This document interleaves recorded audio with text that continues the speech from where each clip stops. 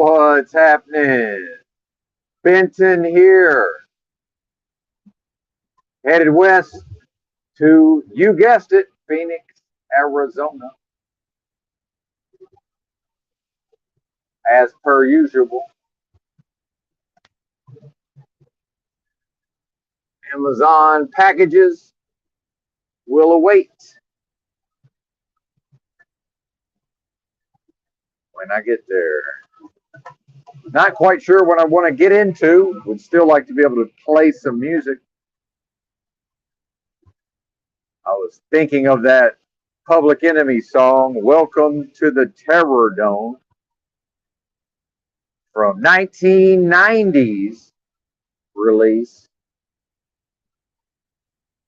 Fear of a Black Planet, one of my favorite hip hop albums. Yeah, boy.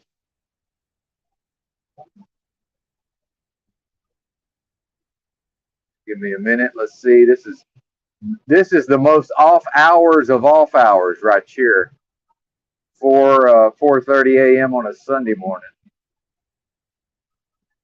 I certainly enjoyed going and picking up my preloaded trailer there in Plano, Texas, from Fort Worth.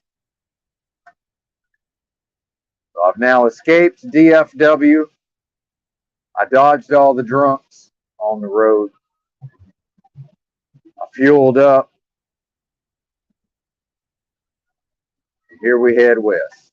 Probably going to stop and do the laundry at some point today. And man, I swear every time I take a shower, which is not that frequently, y'all, I average about one shower per 1.5 weeks, 1.5 to 2 weeks. It is what it is. Every time that happens, one of my toenails gets infected. My toenail is killing me, y'all.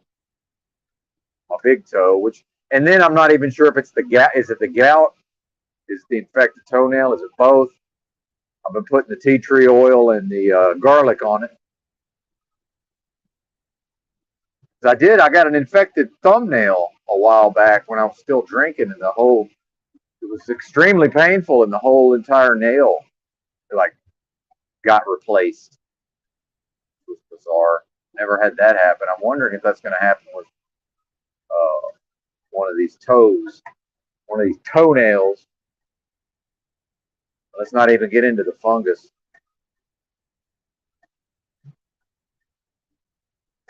Yeah, buddy. Well, Amazon, they're trying, man. They almost got me on one of these 14-inch LCD screens. Shout out to the chat. See who's here. What's up, Andrew? Don't use nano silver. What's up with the nano silver? You know, what's funny is I see that stuff advertised, and I've tried damn near every nutritional supplement on the market, and I've never tried colloidal silver. I'm assuming that's what you mean by nano silver. I've never tried it. I've thought about it. So perhaps my intuition is simpatico with Andrew's comment here. Do not consume the nano silver. Andrew's got good comments, and I like Andrew's comments. Although he frequently calls me out on my bullshit, which I do appreciate as well. How is everybody? Once again, headed west here to the greater Phoenix area. And the trailer I picked up, it has the wrong trailer number on the paperwork, so I got paranoid and had to stop earlier. And that whatever I'm afflicted with here, the so-called possibly undiagnosed autism spectrum, whatever, it doesn't like that the trailer number doesn't match. But the seal is the same, and the trailer number that my company gave me matches what I'm pulling. So probably some Dumbo human entered in a digit wrong. But hey, what's up? What's up, Glenn? Good to see you, brother. Oh yeah, got the link dropped. But, it's an information age. But then there's all these discrepancies, and oh, they told us, they said we're going paperless. They told me that 30 fucking years ago. Oh, we're going actually more, 40 years ago. Oh, we're going paperless. 35 years ago, whatever it was. Stacks of paper everywhere. And in fact, that reminds me, the registration for the truck expired first of February the 1st, and I was on the road. The company emailed it to me. I'm supposed to print it out. Where the hell? I know where to go to print it out. It's a pain in the ass, but hypothetically, would the authorities not just let me show it to them on my phone? Presumably.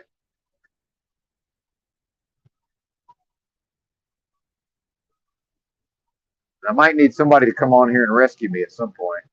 I don't know how much I've got to go into here. Shout out to Drew World Order putting in a little bit of work.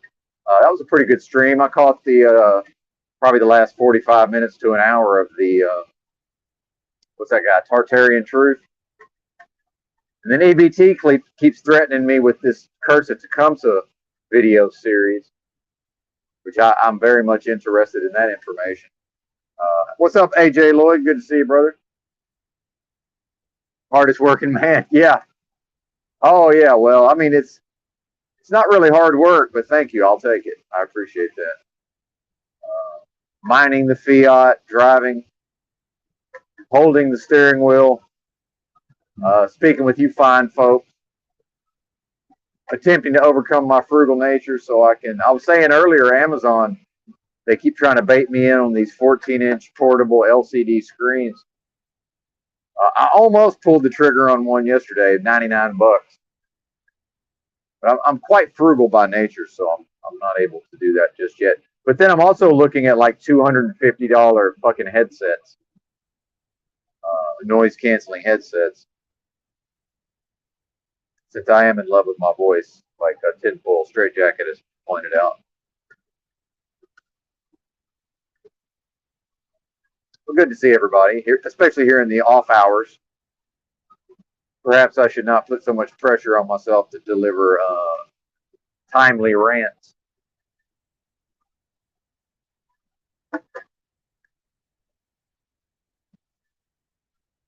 And I actually managed to get that trailer dropped off at our terminal, the one that I damaged. Although that's a fluke. The fact that's a detachable, connector that did not detach and just like ripped the fucking whole receptacle off of the trailer. I mean, that's the odds of that actually happening is very low. And then I managed to actually get it to our terminal, and one of the mechanics actually started working on it, which is amazing. Of course, I'm hooked up to an entirely different trailer.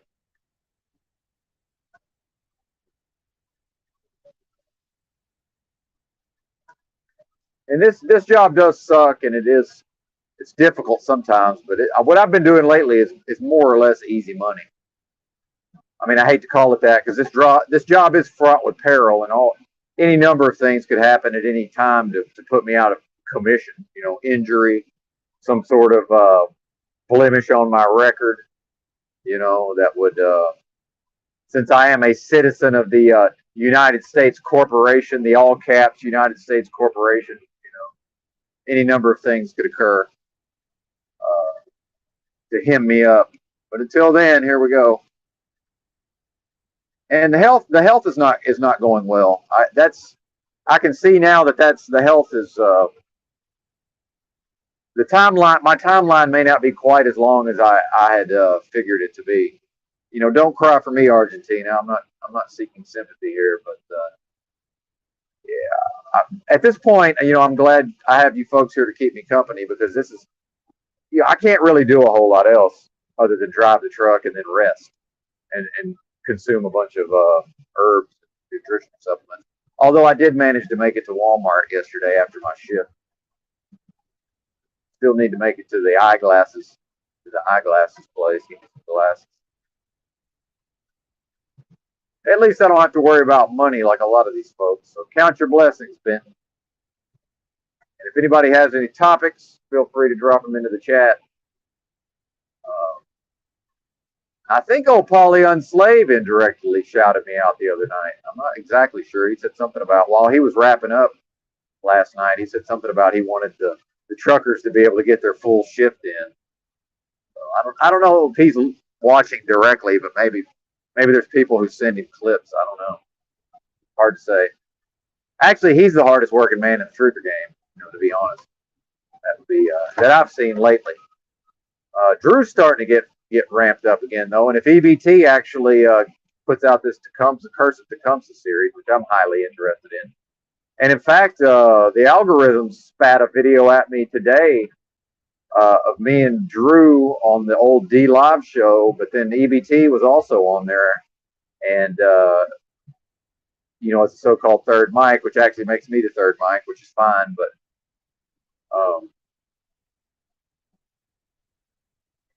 in which I was bringing up the Curse at Tecumseh.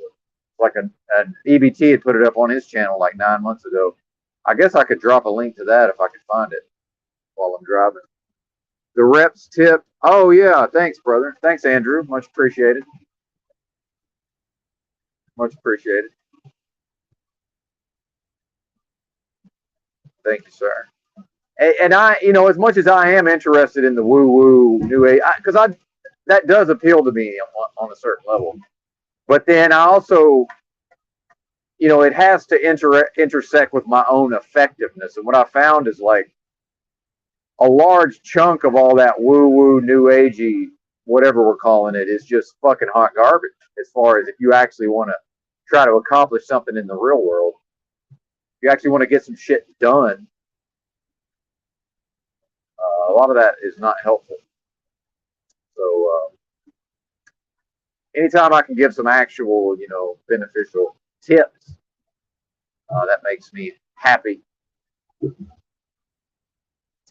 I'm slowly but surely trying to decide what I want to do on new equipment. I really would like to be able to play audio while I'm driving. The video thing's probably going to be because when I live stream from my laptop, I'm now able to actually play videos and respond to other people's live streams. I think I can probably do that while I'm driving, but not. I'll have to stay away from the video component. I think it'll just be a little too much to try to track while I'm driving. But we will get there. And again, thanks to everybody for listening and watching. Shout out to Truther Cop, by the way. Who are these bozos that he keeps having on his live streams, though? I was getting triggered trying to watch Truther Cop's live stream from whenever this was, talking about this Chinese balloon, which Drew and the CBO Discord folks, they broke me of being. I can't even entertain most of these. Anything basically involving geopolitics, I can't even really process it anymore. Like I've paid almost zero attention to all this Ukraine nonsense. The January the 6th stuff I followed like the day it happened, and that was about it. The Chinese balloon, I'm like, what the fuck is this? Now I've got Anthony Cumia, since I am into that talk radio shock jock format still. I've got Anthony Cumia going conspiracy theory, breaking down this. Apparently they've released a video of this Paul Pelosi getting hitting the head with a hammer or whatever. People are saying that maybe Paul Pelosi. By the way, there's your PP. Shout out to Jurassic Liars 26. Pigeon Pecker Paul Pelosi. Now people are thinking maybe that was a male prostitute that he had over to his home. Yeah, it's unbearable. I agree, Andrew. And that, I have less of this thing where I'm just like cringe, the fingernails on the chalkboard when it comes to the new agey hippies. I'm able to entertain them a little more than I can see that I'm a little more lefty, like, and this is, I think, the true facts about the left-right paradigm is that, whatever this matrix is, this nightmare dystopian beast system, whatever the intelligence, the evil force behind this is, I believe is correctly deduced that you could split all humans into one of two groups based on how disgusted they are by certain phenomena. And that the lefties are less disgusted by many things, and which you can also extrapolate to like the fingernails on the chalkboard type of reaction. And the people on the right, the people that identify as right wing, are more easily disgusted by certain things, and I believe that to be true. So I'm just a little more on the left of that spectrum. Shout out to Thurber Mingus, by the way, our good friend Thurber Mingus, as we pass his exit 367. I like that number 367. That number makes me. I get a good feeling about that number for whatever reason. 367. Uh, so yeah, I can recognize I can entertain a little more of the hippy dippy nonsense, but even I have my limits. And that's what I told the whenever they would some of these bozos out west when I was barefoot with the hippies out there in Oregon. When they sometimes they get paranoid and think I was a cop, or if I was in San Francisco or something, bebopping around living out of a backpack. Uh, when they get paranoid and think I was a cop, I said, man, let's be serious here. Like, no, what's the last thing that a cop would do, man, is hang out with a bunch of fucking hippies. And I said it just like that. I said, this is pretty much last on the list of things that a law enforcement officer would sign up for, hanging out with you bozos, you fucking hippies. I mean, seriously, what is this? And I believe that's true.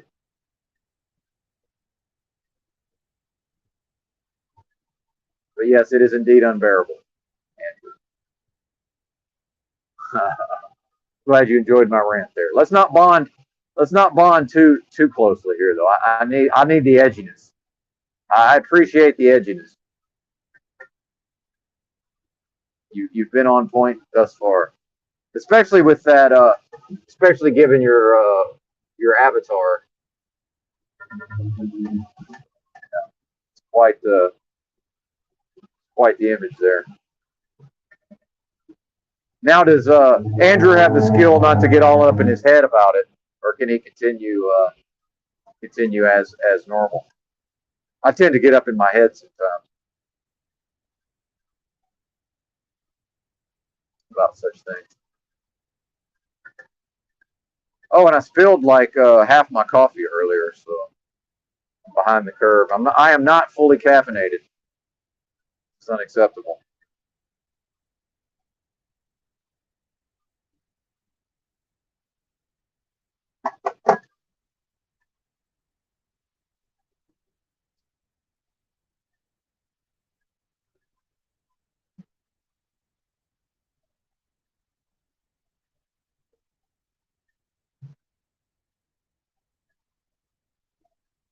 So, are you folks up all night, or have you already gone to sleep and woken up? I just assume that most people are up all night. Then I woke up around like 11 p.m. yesterday, laid back down till a little after midnight.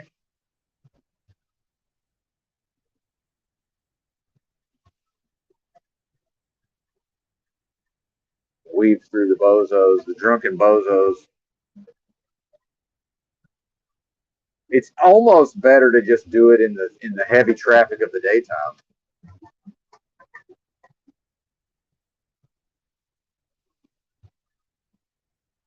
Oh, here we go. Shout out. Oh, that's Andrew again. Okay. Yeah. See if we can focus the bifocals here.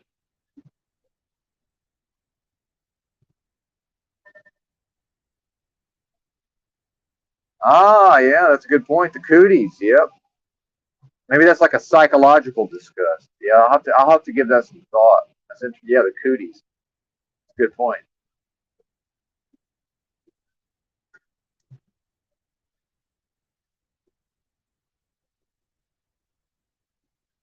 Oh, just woke up. AJ Lloyd.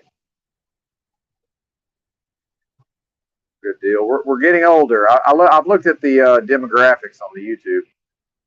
We've got a few people in the what is that? Most of it's 35 to 44, I guess. But or no, I think I've got some in the 35 to 44, but it's mostly, I guess, my age group. However that breaks down. I'm 47.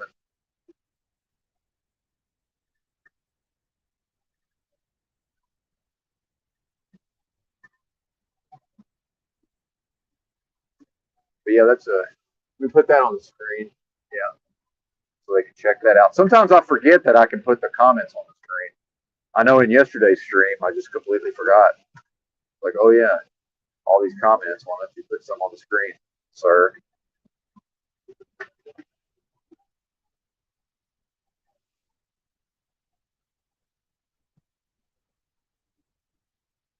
I was thinking about stopping in Abilene, 76 miles down up the road here, and doing my laundry, but I think that's probably a little too early into the shift to stop rather.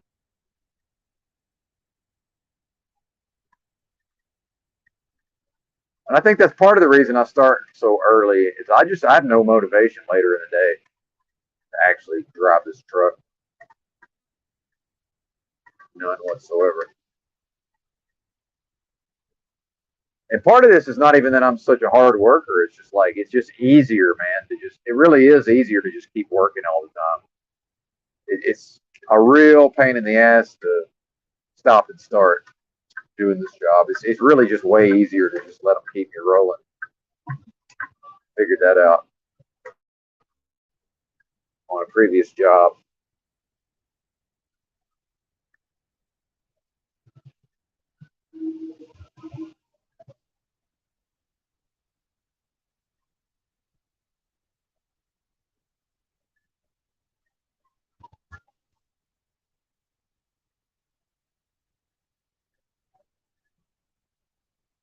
Oh, and then whoever this guy, and again, like I said, if I had my setup ironed out, I almost ordered a little portable mixer just for this part of it. I've got mixers in the back, but they won't really work for what I'm doing up here. I had a perfect mixer for the truck, man, and cheap Chinese crap. It took a shit. It worked great though, man. Like it was perfect right up until the point it stopped working.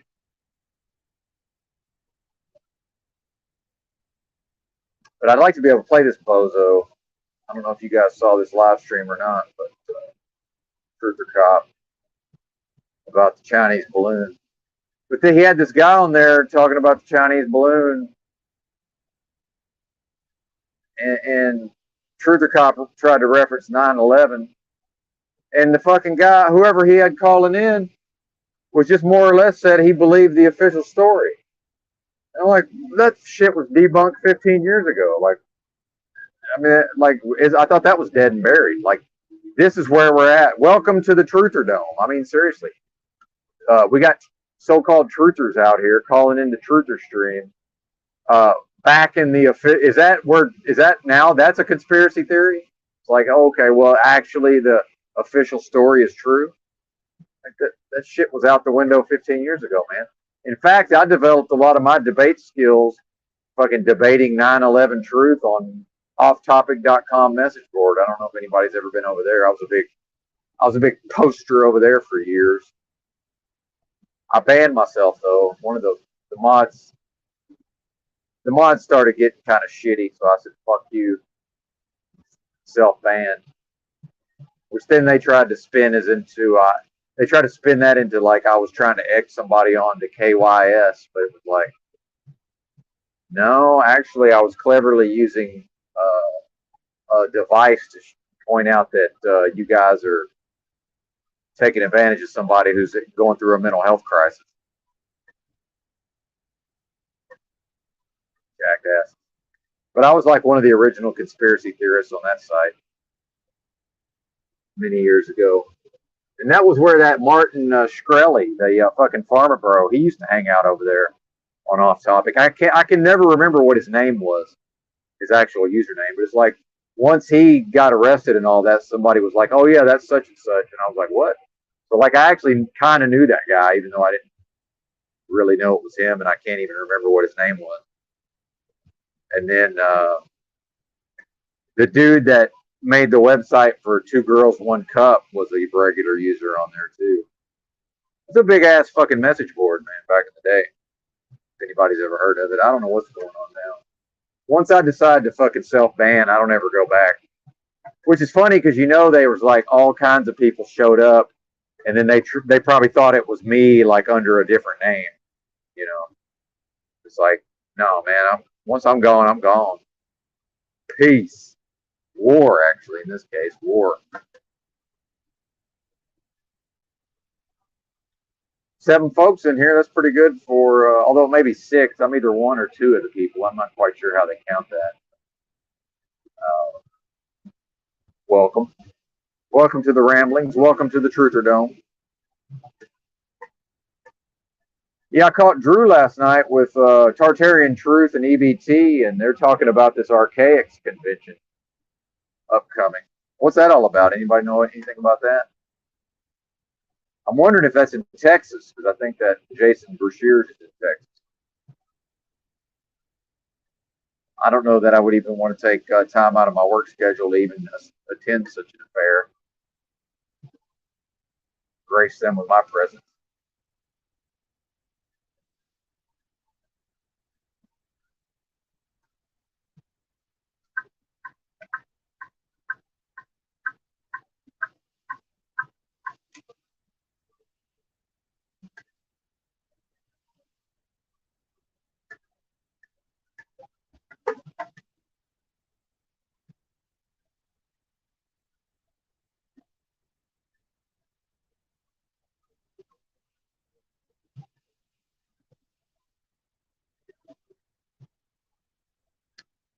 What's up, every man, Dan? Good to see you, sir.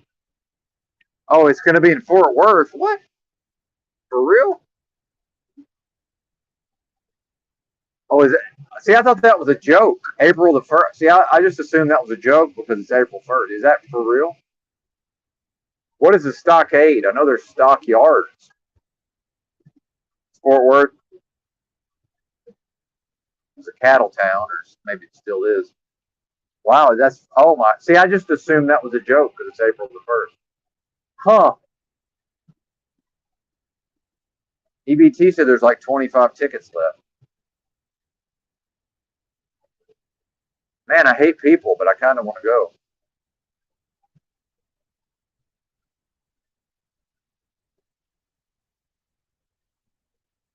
Oh, I don't know. I don't know what it is. I never heard it. I don't really know Fort Worth that well. I don't fucking know. I just work out. I just our terminals there, company terminal.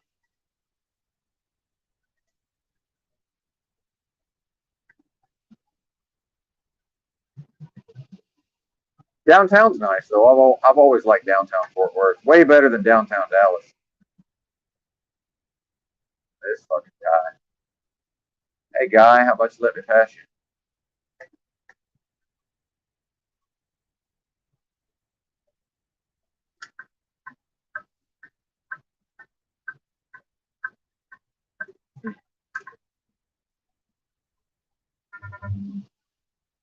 Interesting.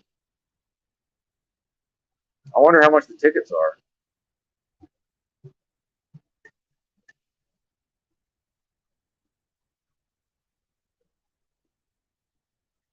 Dude, I would definitely go if I knew for a fact my Sam Hyde shirt was going to show up by then and I could get a hold of it. I'd go just to be able to wear my Sam Hyde shirt, but it's never been shipped as far as I can tell. I don't know if I'm ever going to get it. But somebody pointed out maybe he's waiting to get all the money and then actually produce the T-shirts. $100, yeah, fuck it. YOLO, man.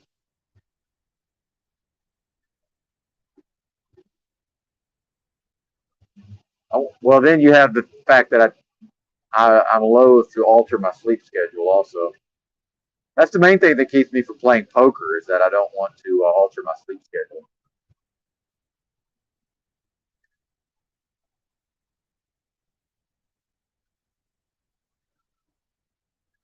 Dallas Fort Worth has some pretty decent card rooms, from what I can tell.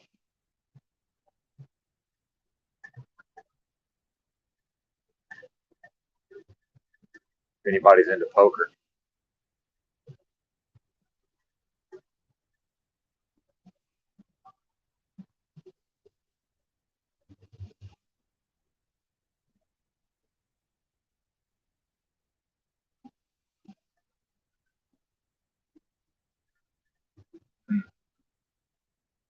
Fort Worth,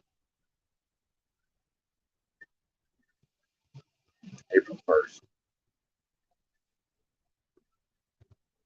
What's happening, D-Rex? Good to see you, brother.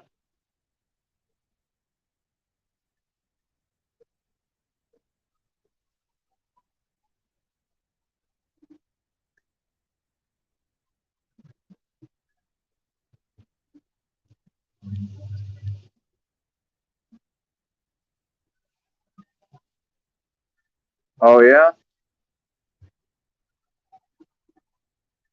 Oh, the card rooms. Yeah, that's kind of yeah, that's like even going way back to like the Doyle Brunson, the early days of Doyle Brunson. He was always talking about traveling around Texas playing poker and get. He said it.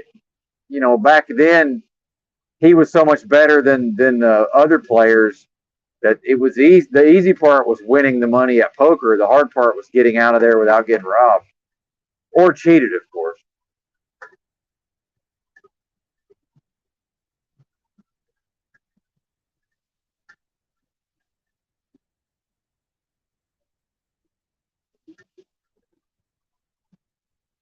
Oh, I don't think so.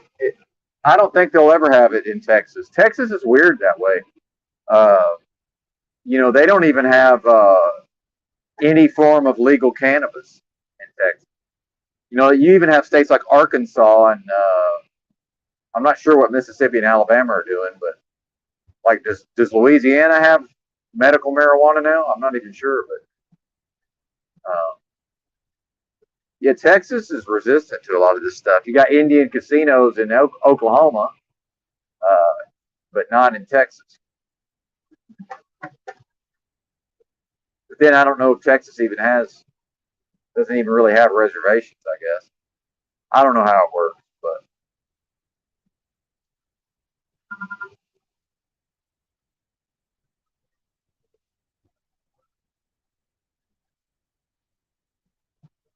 then you have the lottery everywhere. That was a big thing when I was younger in Arkansas. It was like all these other states had the lottery. Arkansas was real late to get the lottery, so who knows? I do find the cannabis thing to be weird. Marijuana. Now, when I say cannabis, people think I mean CBD, so I guess I got to start saying marijuana. It's like a made up government name, apparently.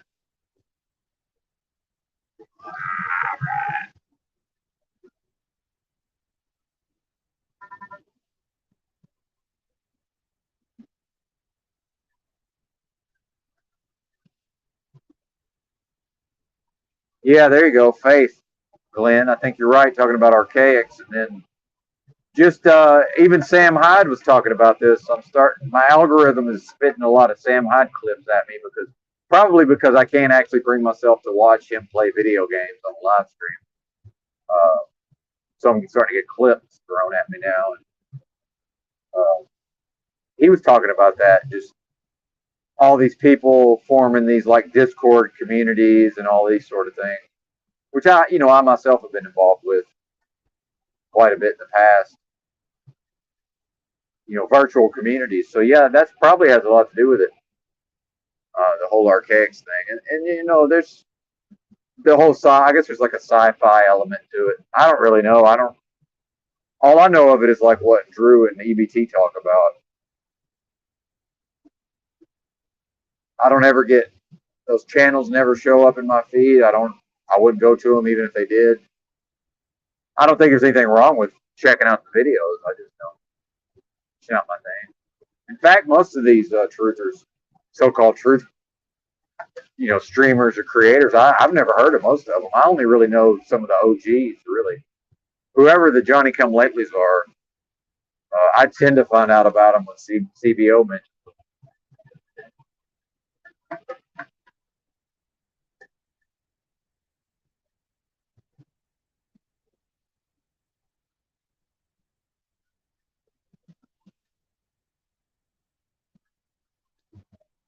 Oh, you couldn't do anything on Sundays. When I was a kid in Arkansas, you couldn't. There was almost nothing you could do on Sunday. Uh, I mean, very few. I'm trying to remember if there were even. There had to have been some restaurants open, but I want to say like because we went to church almost every Sunday. Like I'm trying to think of what was actually open after church. Maybe there were some restaurants, for like the mall had like a cafeteria, like Frankie's or fucking whatever the other one is. I can't remember what it's called, but maybe something like that. But I don't. There wasn't much going on. I mean, across the board. Forget about alcohol. There wasn't much happening. Period. So just that, like the changes in society that we don't even really think about so much. Any kind of large city, I'm sure. And back then that was the thing. New York City, like the Big Apple, the city that never sleeps. Like just that was a big deal about. Oh my God, you can fucking get Chinese food at 3 in the morning or whatever, or a slice of pizza or whatever. Go to a movie maybe.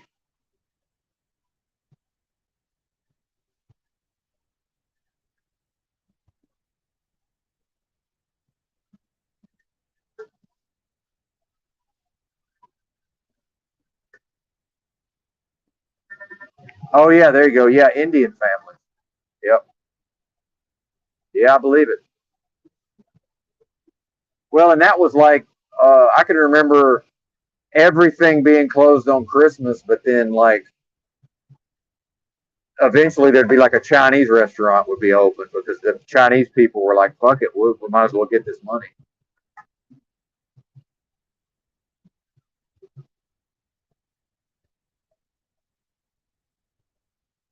We had Indians, but they were usually doctors where I lived.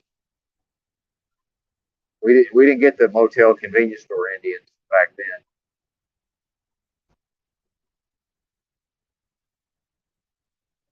Doctors are yeah, doctors man.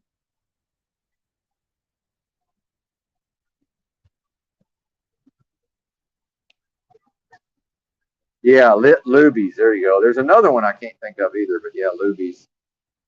My dad loves all those cafeterias for some reason.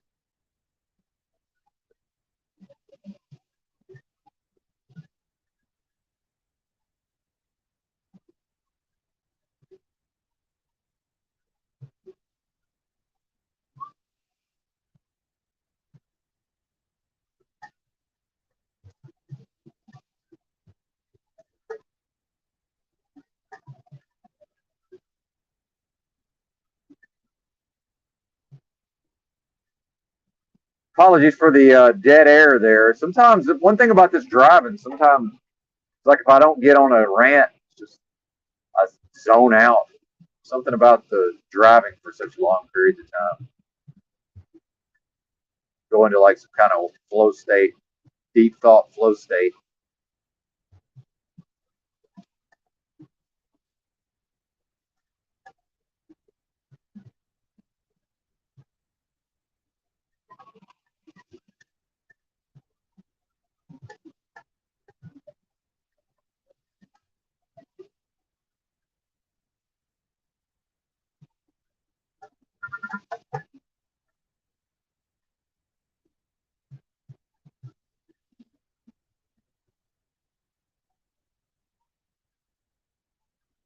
For like a month now, I've known that I need the shock on the driver's side steer axle needs to be replaced. It's actually starting to affect the handling now. So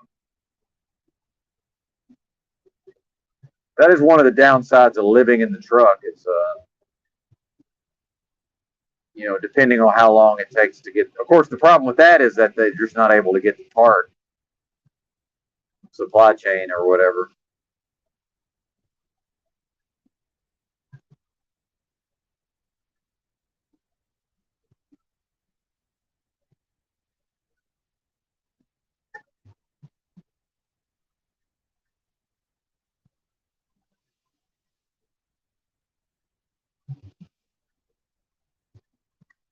Probably going to need a new steer tire on the passenger side. But yeah, this we're not.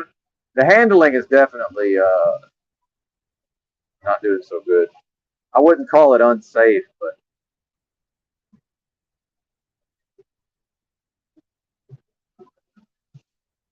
the ruts in the road are pulling me around a little more than normal.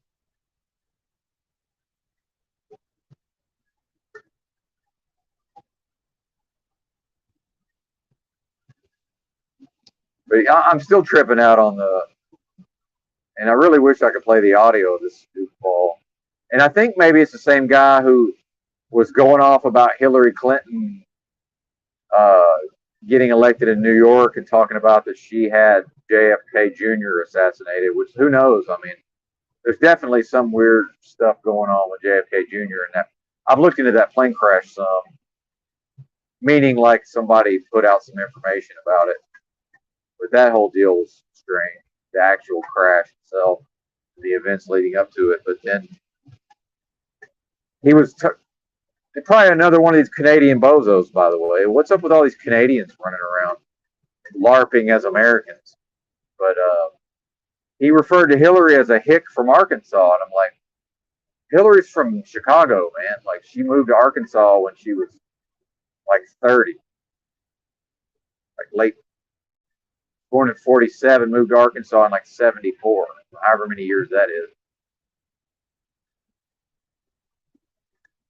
And there's a reason why she had to go to New York to get elected. Bill, when he ran for president, he won the state of Arkansas, and of course he was the governor. Arkansans fucking hate Hillary, man. Always have.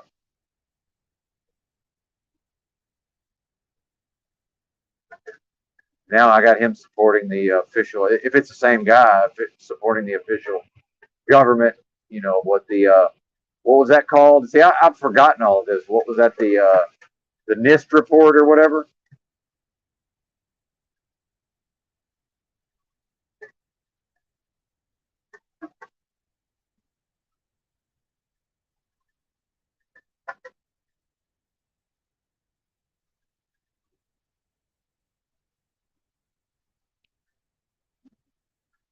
Oh, the convoy. Yeah, Glenn. That's a good question. Uh, and I was drinking heavily back during the convoys. We call it the convoy. Uh, and like EBT likes to point out, I am the original truther trucker as far as on the internet in these so-called truth circles. But uh, not that I intended to be, but they had, I don't know if you remember this deal in Canada. It was back during all the lockdowns, and once they were having all these mandates for the medication, which is already kind of silly because when Canada started their convoy, so basically what they said is we're going to get a bunch of truckers are going to get together in a convoy. And if you remember, you guys may be too young to remember, but when I was a lad, there was this real famous movie called Convoy. And trucker culture was kind of a big deal in America. Like it was viewed kind of romantically, I guess. And I was a little kid, so it's hard to really understand the full context. But oh, did I? Yeah. Oh, that was Andrew asking that. Okay, my bad. Hard to see, but yeah,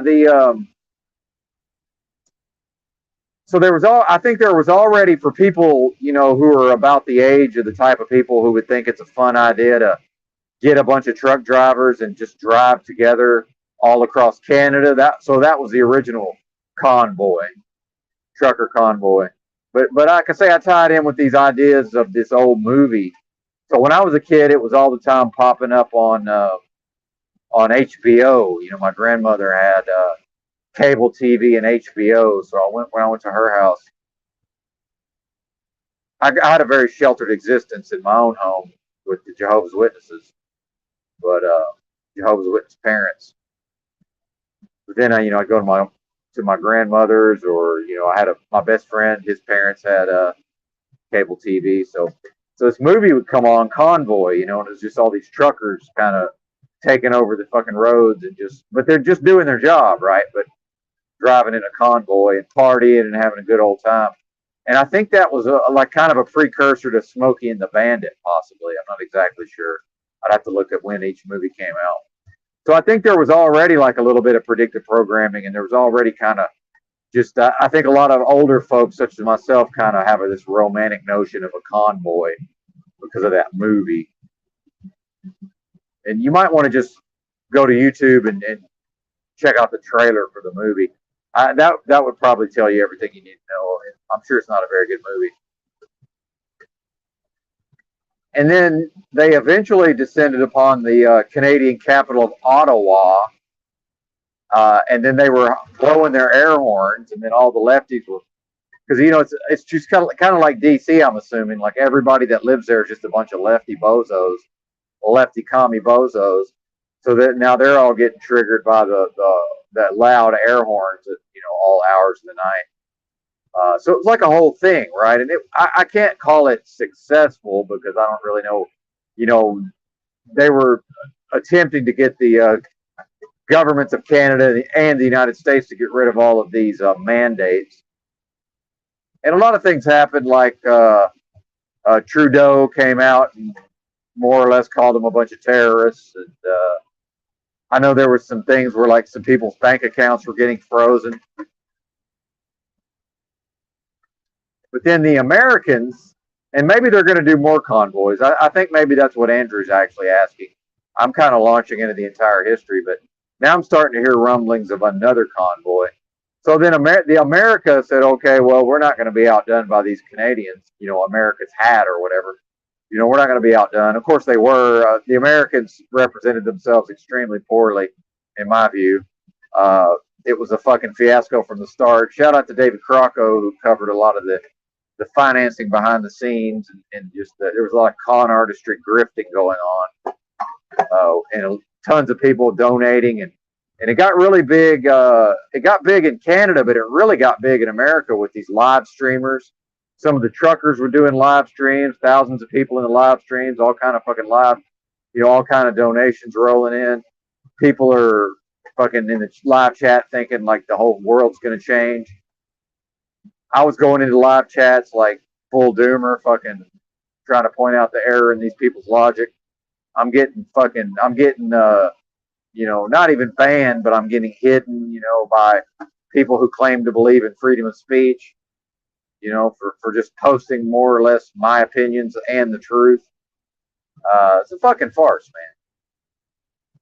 And as I predicted before the convoy, and there was I believe there was at least two different organizations that left out of California headed for DC.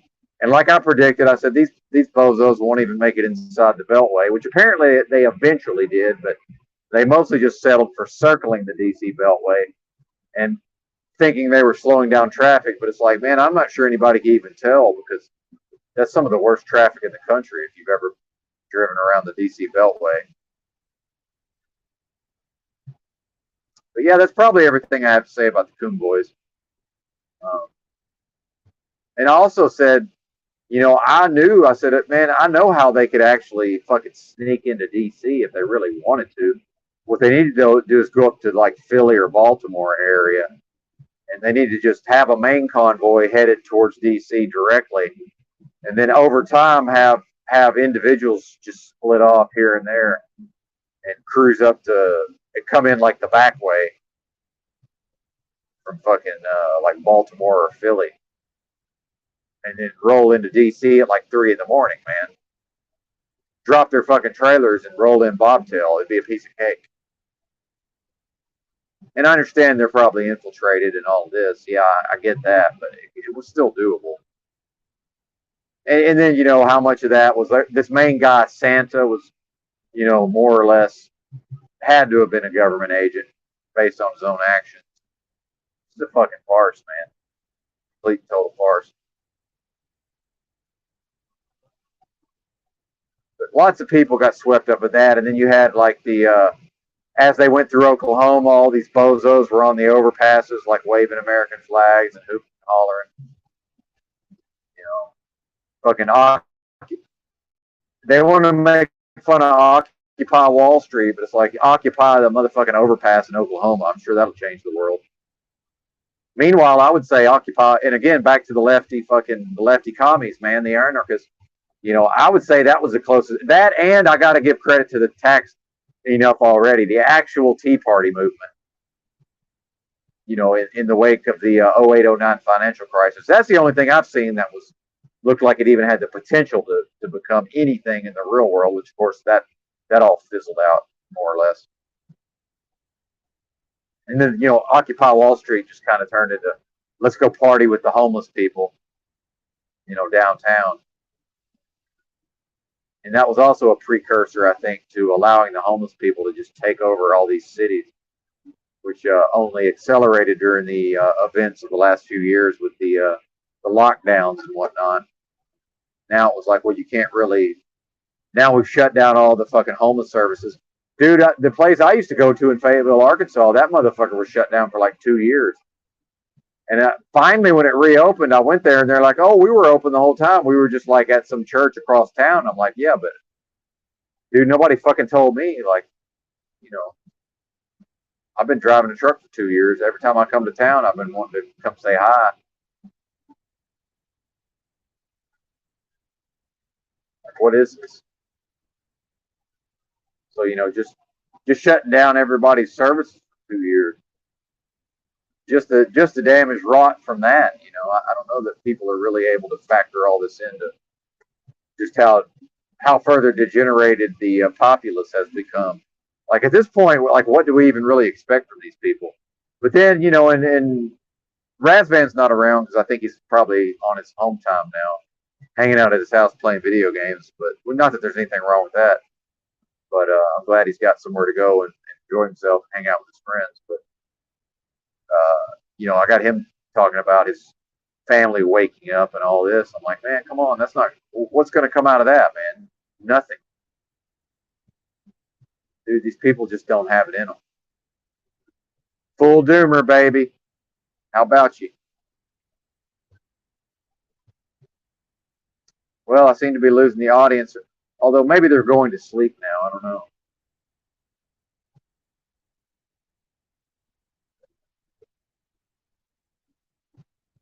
If anybody's got any topics for me,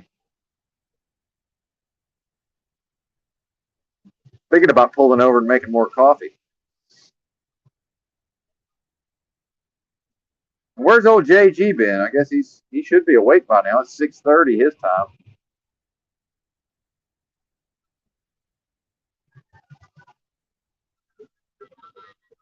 Old JG don't love us anymore.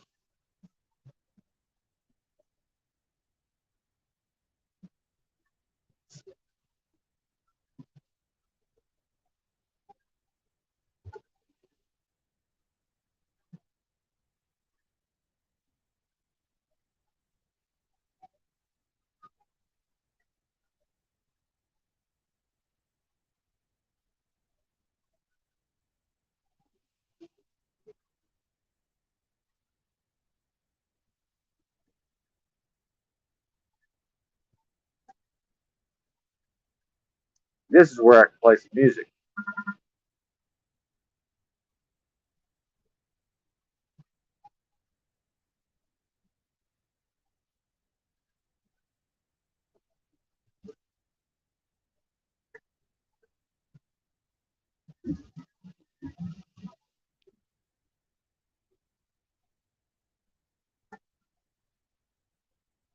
But and I do back to the original comment about the Coon Boy. I do believe Truther Cop does seem to be actually, and apparently he was involved in it as it left California. He was at least traveling with them,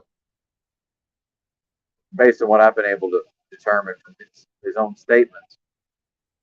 So he does seem to be providing some good coverage of kind of bringing out just how co-opted it was, with infiltrated with federal agents and whatnot.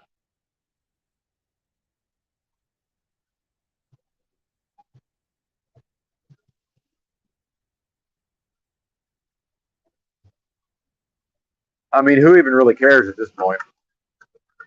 Like, what are we gonna amuse ourselves with? It's got to be some kind of amusements out here.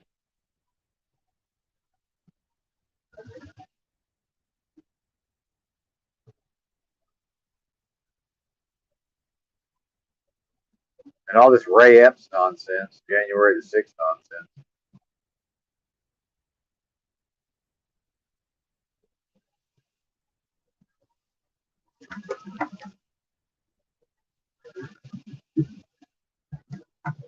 Excuse me.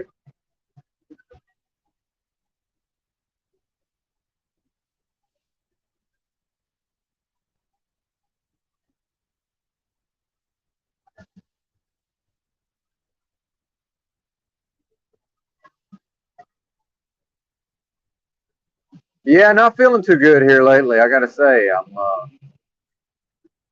do my best not to whine and cry about my state of my health, but yeah, not looking good.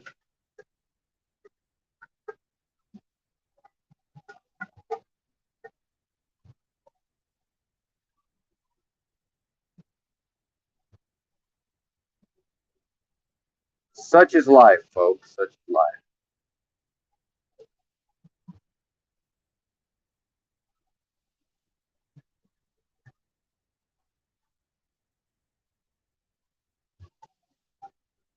Maybe I'll start getting back into the audiobooks a little more.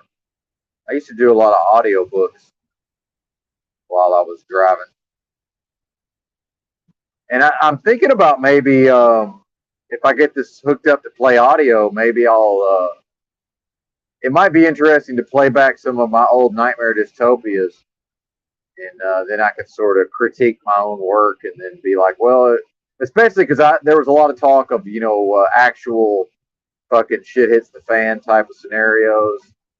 Get dragged off to FEMA camps because we won't take an injection, that kind of thing, which, really did seem. And look, I would in no way be surprised if that actually did happen at some point in the future, but I think it's apparent by now that's if it's going to happen, it's not going to happen anytime soon, but most likely. Although the actual event itself came out of nowhere, seemingly out of nowhere.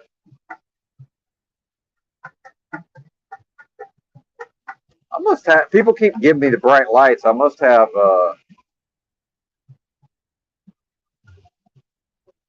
my headlights must not be properly adjusted, or maybe I got a headlight out, but I don't think so. Huh, how strange.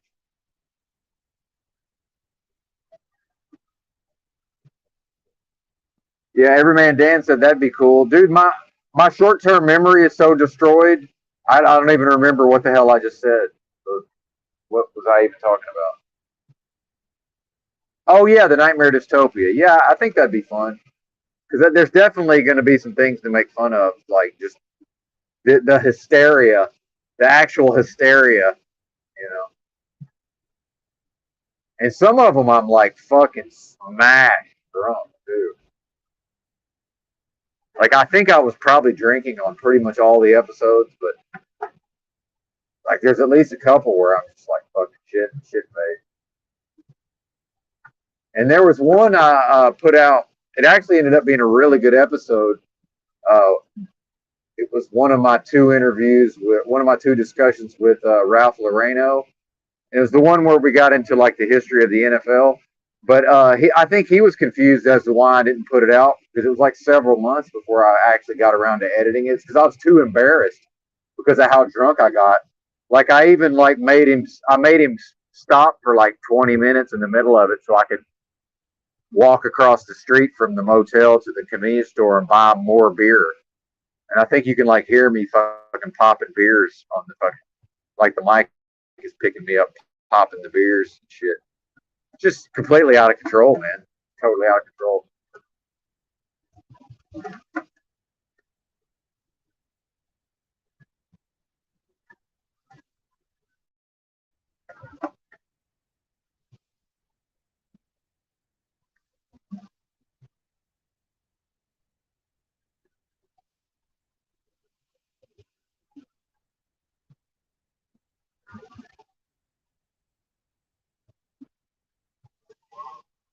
What are you asking me if I ever got the illness?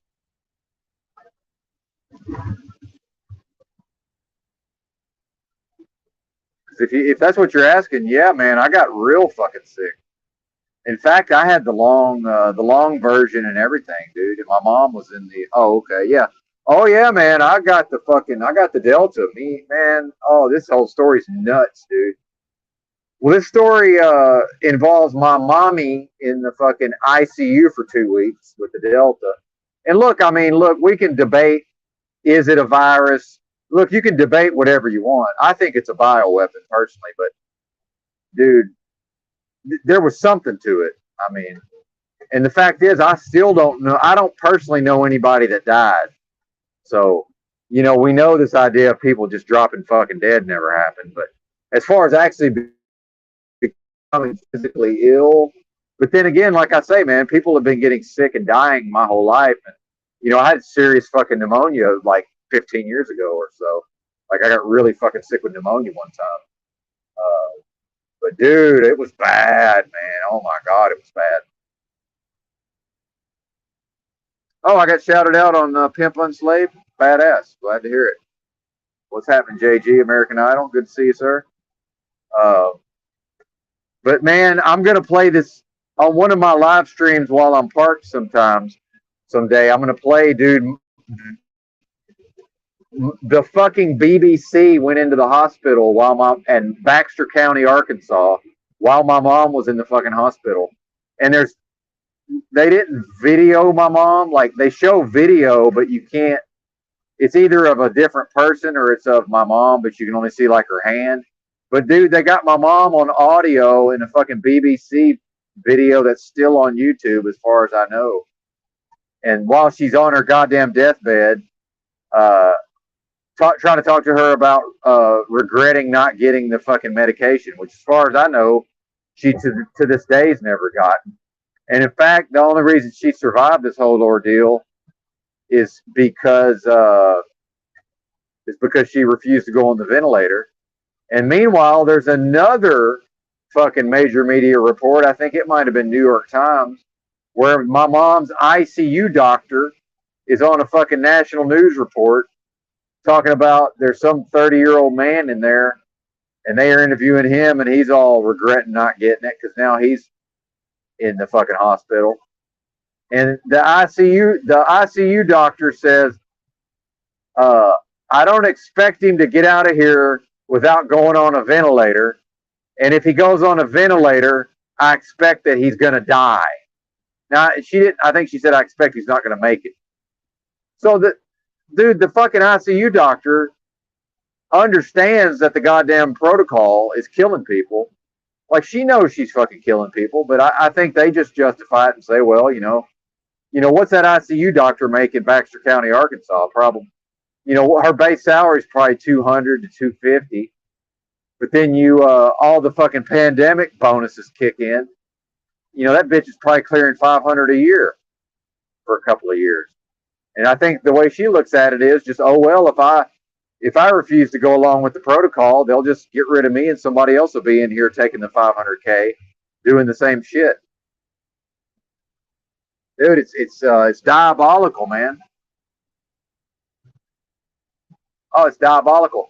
Well, and here's the best part of all of this is that literally everybody I know, I just got it because I happened to be in town visiting my mom. Like, she lives in the middle of nowhere in the Ozarks. Well, at the time, that area, all the counties that border the Arkansas-Missouri state line on both sides of the border, that was considered like the most resistant to the medication in the whole country at the time. And so, surprise, surprise, I went and looked this up myself on the CDC website. When I got sick with the Delta, what they call Delta, literally everybody I knew that lived in that county, my sister, her son, my nephew, my mom's husband, not my dad, by the way, but my mom's husband, my mom, myself, and my sister's husband all got sick as fucking dogs. Every damn one of us. My mom still has the fucking long COVID. She's all fucked up from it. Her brain was so deprived of oxygen, she's never going to be right again, ever again. By the way, I did a podcast with my mom. She's used to be pretty fucking sharp. That's out the window now. Now I hate to say it, it's kind of like talking to a little kid sometimes when I talk to her. It's sad, man. So the goddamn, as far as I'm concerned, it's a government bioweapon. For months afterwards, my feces, the fat in my food, my body odor, and my urine all smelled the same to me. And this was on the heels of me being able to smell nothing for months. Also, when I very first got sick with it, I had severe fucking excruciating body aches in my lower body. Like, I have a very high tolerance to pain. In fact, I once had 3 fillings without Novocaine one time because I get super fucking, I'm numb for like 8 hours off of that Novocaine. Dude, I got a super high pain threshold. I was at about a 9 out of 10 on the pain scale for like 3 straight days. I was popping fucking massive amounts of ibuprofen and started a new job during all this. How about that? Started a new job, broke my fucking heel second day on the job, had nowhere else to go, went back to my mom's place because I had literally just had nowhere to go with a broken fucking heel. She goes to the hospital. The hospital just sends her right home. I mean, just the malpractice from that alone. Then she damn near just died at home. Finally, my sisters, and I'm out of it, dude. I'm running a fucking high fever. I'm delirious on the couch, coughing all day long, sick as a dog for like 3 straight days. I finally realized I had to get off the ibuprofen. I said, fuck, I just got to ride this motherfucker out. Just sat upright on the couch with my broken foot elevated and, just could barely physically make it to the bathroom. Meanwhile, my mom finally goes to the ICU. I look at my mom. I'm like, well, shit, she looked like she was about to die. I'm like, it's a fucking coin flip. Maybe my mom's about to die. In a way, it was a blessing because Lord knows if I was just in good health and my mom's in the ICU, good luck keeping me out of the hospital. Which it probably would have just led to me fucking sneaking in to visit. But the whole thing is just completely fucking insane, man. Completely fucking insane. But I do believe that that's the damn whole reason I broke my foot. Because Lord knows, who knows what kind of trouble I would have gotten in over that. Between the illness itself and the broken foot there, I was physically incapable of dragging myself to the hospital. Oh, meanwhile, both my sisters trying to get my mom declared incompetent so they can have her hooked up to the fucking ventilator. I shit you not. I'm sitting here, my mom's husband, because I'm at their house, he's got her on speaker. He's got my sisters on speakerphone. They're trying to maneuver things to get my mom declared incompetent legally so they can have her hooked up to the fucking ventilator so she'll, then, not so she'll die. I mean, my sisters were trying to save her. They didn't understand. I had enough of the conspiracy information funneled at me to realize, okay, it's the remdesivir plus the ventilator that's killing people.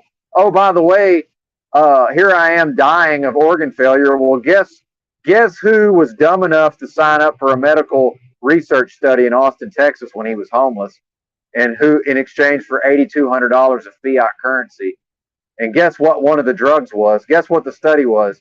It was a cocktail of drugs. They said they wanted to study for HIV and hepatitis. One of the drugs was remdesivir. In retro, it took them. It was a month-long study. I had a severe allergic reaction to the medication. I was allowed to discontinue the meds after 2 weeks. So I took fucking God knows what for 2 weeks. Probably has a lot. I already had my problems with my pancreas going back years before that, but probably has something to do with why my fucking kidneys don't work anymore. And I was dumb enough to accept $8,200 in exchange for. Lord knows they're not going to give me. They took their fucking pound of flesh out of my organs. That's for sure. But in retrospect, I think they were testing out just how effective does this remdesivir kill people's fucking kidneys, man.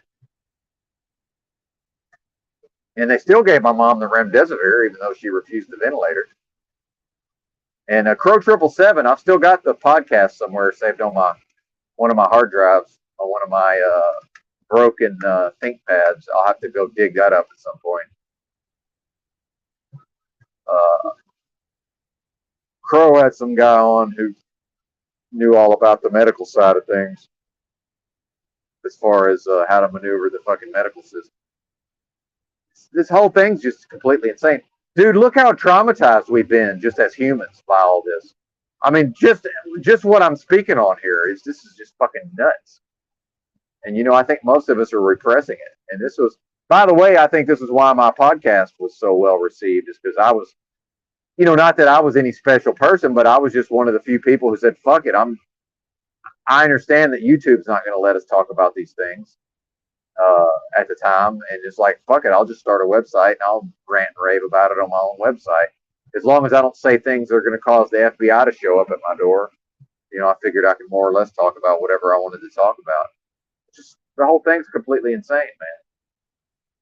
I mean, on its face, just insanity. And then we're wondering why people are becoming even more schizophrenic than they were before. Why are people becoming even more mentally ill than they were before?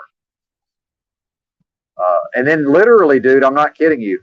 For months, when I talked about that, the fats in my food, my feces, which that was the fat because of, I have this problem where I've had fatty stools for like over 10 years. I hate to be gross, but it's real. There's a medical term for that I don't know how to pronounce, but STEAR something or other, whatever that word is.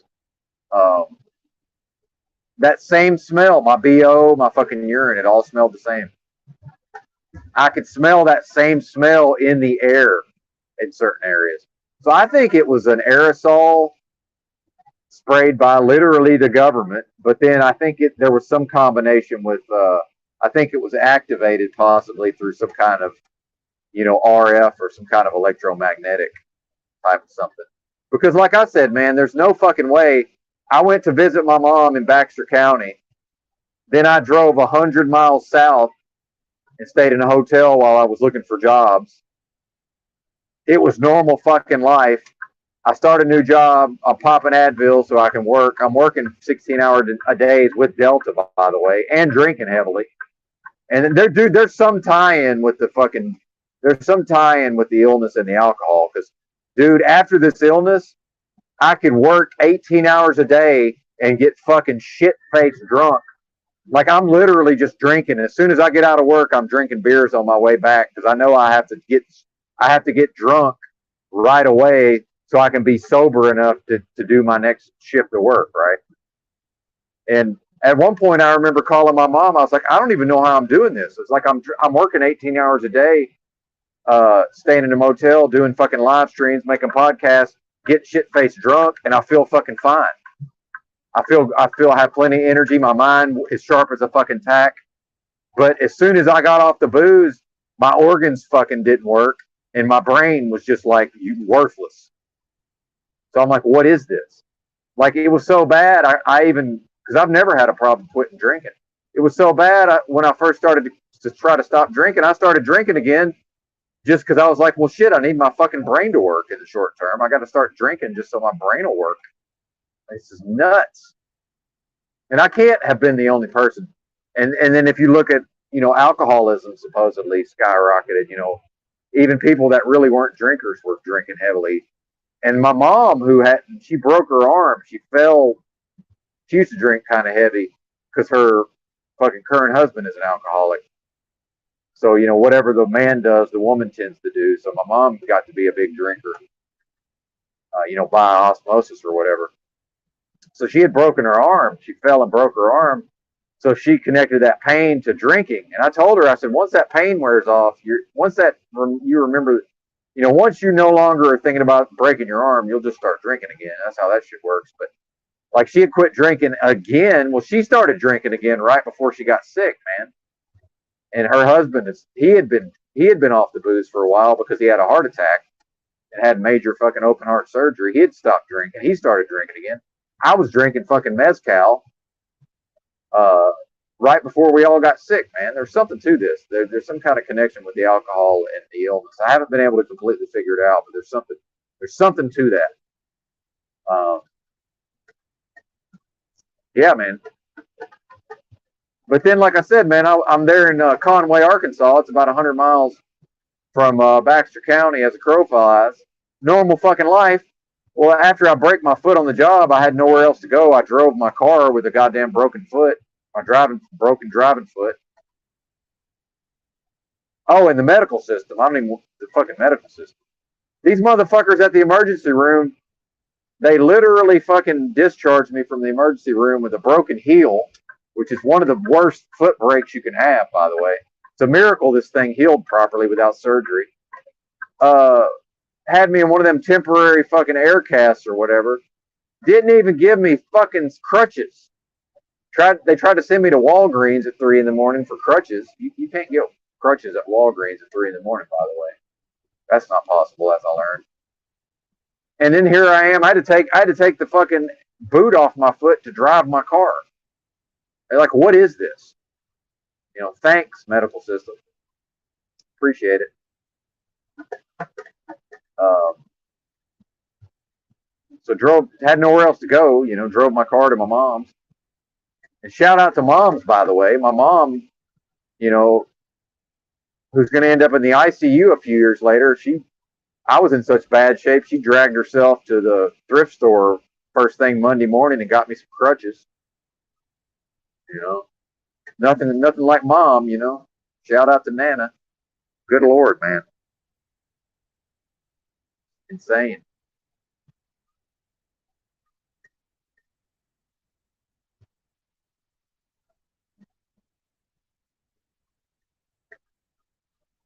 Completely fucking insane.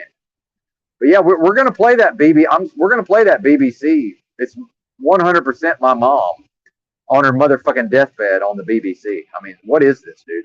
Oh, and what I was trying to say earlier is I verified this on the CDC website. Baxter County, Arkansas had by far the highest so-called case rate in the country, if that even means anything. You know, and I said it's not possible. You can't have an illness that transmits person to person. And here I am in Baxter County, and it's The Walking Dead. But then I get because then, oh, dude, and her husband, while she's in the hospital, he's freaking out so much. He's calling the doctors, he's trying to get the medication. He's getting mad at them because they're like, well, if you've been sick within 90 days, we can't give you the medication. And then he's wanting me to go get tested. And I'm like, man, you know I'm not taking a test ever. So he's on my case. I said, man, I guess I'm just going to go to a hotel, man. Because, like, obviously I'm not welcome here in your home, you know. So broken fucking foot, sick as a dog still, dragged my happy ass 100 miles south to Conway, checked into the motel. Normal fucking life. I said, you can't have a fucking disease, an illness that transmits person to person. And I said, it's normal life here, and then 100 miles that way, it's the fucking Walking Dead. And meanwhile, and I went and started a new job, by the way. I was in the office filling out the paperwork. I didn't get anybody sick. This is not fucking possible. It's not possible. It's a goddamn bioweapon as far as I'm concerned. Anyway, rant over. Good Lord, man.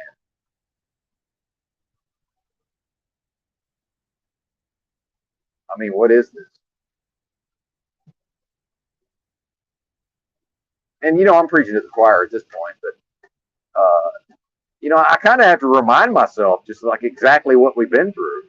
And when I talk to people like my dad, it's like, you know, people just don't really have a memory. Like, people don't even really seem to remember that you know, it's all I hear is a lot of fear mongering, especially with these boomers about the economy collapsing. I'm like, dude, the fucking economy collapsed in 0809. Like, oh, is it going to collapse again? Like, the motherfucker already collapsed. Like, what are we even talking about here? You know, it's like we just forget with all this stuff with the events of the last few years. Like, look, we've already kind of forgotten it. So, well, back to, you know, not that we'll ever be air quotes back to normal, but it is just back. Oh, you know, just business as usual. Oh, well. And, you know, and I do think, and if I did get shouted out on Paul and Slade, that's great. But, you know, like it or not, I do represent a certain segment of the people that Paulie is critical of. Because, dude, I am a slave in that, you know, I'm literally driving a commercial motor vehicle here that I live in. You know, and I'm on the government hours of service, literally 24 hours a day, 7 days a week, like literally. You know, dude, I regularly go through border patrol checkpoints. They never ask me this when I'm live streaming it for some reason, but a lot of times I go through there when I'm not live streaming, and it's like, hey, are you a U.S. citizen? Well, you know, and not because of Paul himself, but because of, you know, material that I've known about for years. I completely understand the implications of me choosing. I'm choosing to identify as a U.S. citizen because yeah, I do want the so-called rights and privileges, but it's this corporate overlay. You know, it's a subversion. It's absolutely a subversion, and this is where I think Paul really hits the nail on the head. Is like the first time I ever encountered Paul was on when he went one of his two appearances on Crow 777, and Paul I could see was really able to tie this in with, you know, it's not that whatever Paul was doing when he's Jedi mind tricking, which, you know, that's even debatable. Was that a Jedi mind trick? You know, these are not the droids you're looking for type of thing. But, you know, and that was also in a greater cultural context of the cops.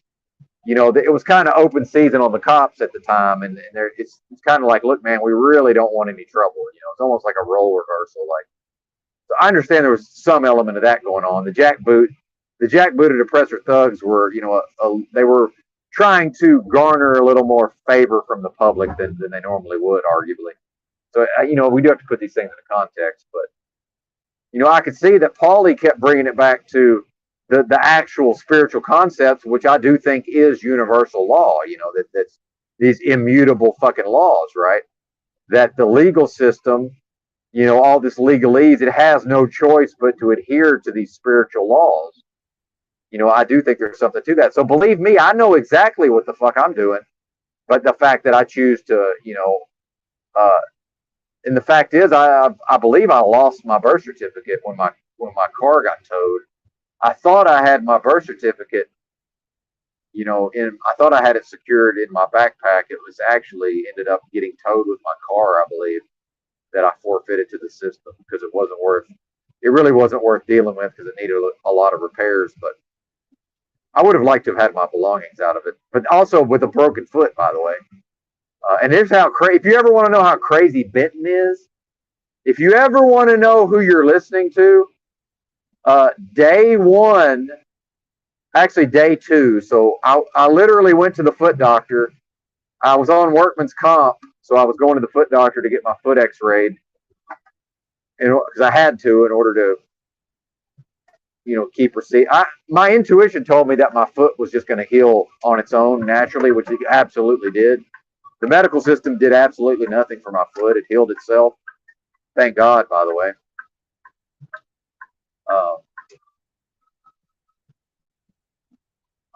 So the doctor finally says, okay, you're clear to walk on it, which I'd already been walking on it, but I'd been very careful. And I think it was good to walk on it early anyway. So the very next day, well, that day I actually got shit hammered drunk, went drunk driving, which I really shouldn't admit on a live stream, but now I already have. So, oh well. But yeah. Anyway, enough about that part of the story. But car broke down. Actually, I fucking hammered on the clutch pedal so hard I finally broke the clutch pedal on the car. Little Nissan Versa hatchback. Love that car, by the way, but it needed the whole fucking front end need to be rebuilt. So I abandoned that. I was way out of town. Talked some locals into driving me the 8.5 miles back to my motel. Oh, the cops literally helped me push the fucking car off the road. How about that? Pushed it onto a fucking little truck stop out in the middle of nowhere. They dropped me off. Wake up the next morning, had to fucking do an hour of research on Google Maps to even figure out where in the fuck did I leave my goddamn car. Then I walked the 8.5 miles, grabbed a few things out of my car, tried to see if I could repair it, which I was not able to. Then walked 8.5 miles back. So I walked 17 motherfucking miles. The first full day I was medically cleared to walk on my broken heel. That's who the fuck you're dealing with, folks. After literally being in bed for 3 months. I was in bed for 3 months. Other than I would occasionally take a trip to the fucking casino to go gamble, play poker. And I did manage to keep my drinking somewhat under wraps for that period of time because I knew I needed to drink in moderation so my foot could heal. But, you know, that Guinness Extra Stout, there's something in there that I think it did. There's something in there that helped There's some kind of building blocks to a broken foot in there somewhere. I don't think I ever hardly went past a six. I probably drink a 6-pack a day. Probably on about a 6-pack of Guinness. My favorite beer. Shout out to Guinness Extra Stout. I don't miss drinking. I do miss the Guinness, I must say. Not the fucking shitty nitro, by the way. Fuck that nitro. I will change it up and go to the nitro on occasion, or I used to. No, you got to have the carbonated, man. If you're getting it in the bottle, you got to go for the extra stout, the carbonated. Fuck that nitro. That nitro's hot garbage. Of course, nothing compares to a properly poured pint. By the way, shout out to New York City. Last time I was in Manhattan, it was awesome to be able to go to pretty much any bar and get a proper pint of Guinness. And I am a bit of a fancy boy, and I can definitely tell the difference between a properly pulled pint. Shout out to my. It's funny. On Yurt stream, he asked, "What's your favorite book?" But you know what? I actually forgot. I said On the Road and Catch 22, but it's actually Angela's Ashes is my actual favorite book. I just forgot. Shout out to Angela's Ashes. Now that I think about it. But see how the one thing leads to the next thing that leads to the next thing. But so, at some point, I do have every intention of finding a place where I can hole up, find me a study space somewhere where I can live stream, work on content, and I want to study about 4 hours a day. I want to really become well versed in the actual laws and the court system. I want to become an expert in all of these writings. But yeah, I understand when I affirm my status as a U.S. citizen. I realize exactly what I'm doing. I got this all caps birth certificate, which, by the way, I'm so fucking old. When I was a kid, my first copy of my birth certificate I ever had my name in mixed caps. It wasn't all caps. Arkansas, I guess, was behind the times, and it was only later on that they switched over to this new version of the birth certificate.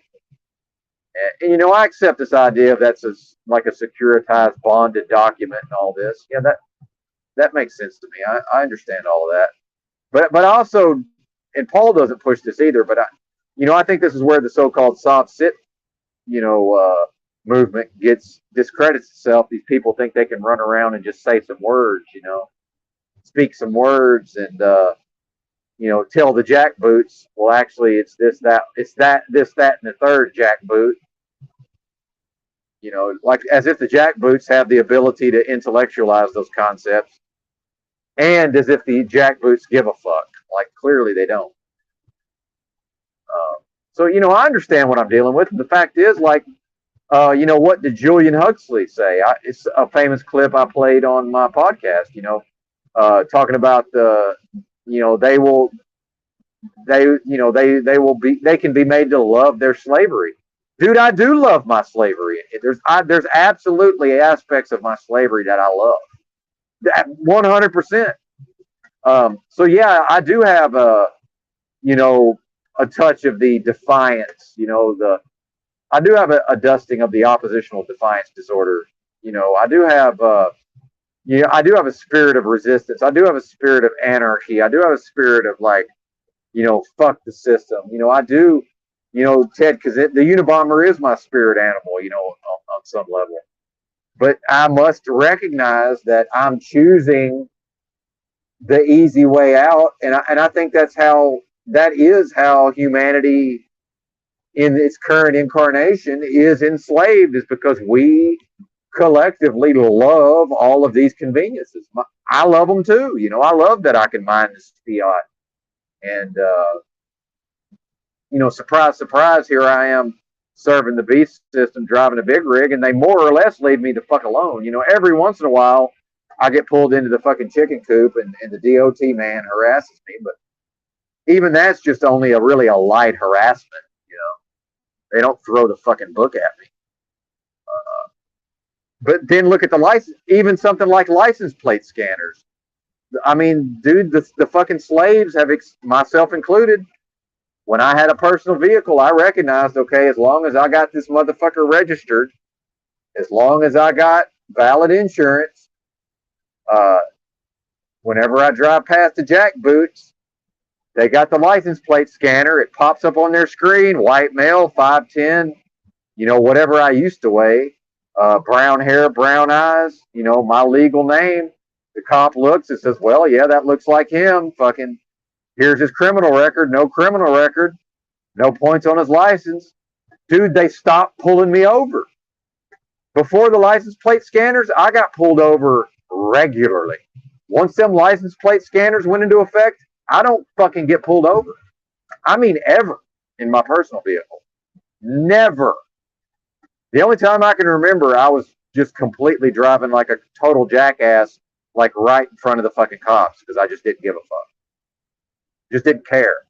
And the guy pulled me over, and I used my fucking charming personality to get out of it with a fucking warning. I just told him, yeah, man, I drive a big rig, and dude, when I get in this little fucking go-kart, it's like so fucking zippy. Yeah, of course I'm zipping in and out of traffic, Which, I mean, really, that was the truth. And he was like, all right, man, just watch your ass.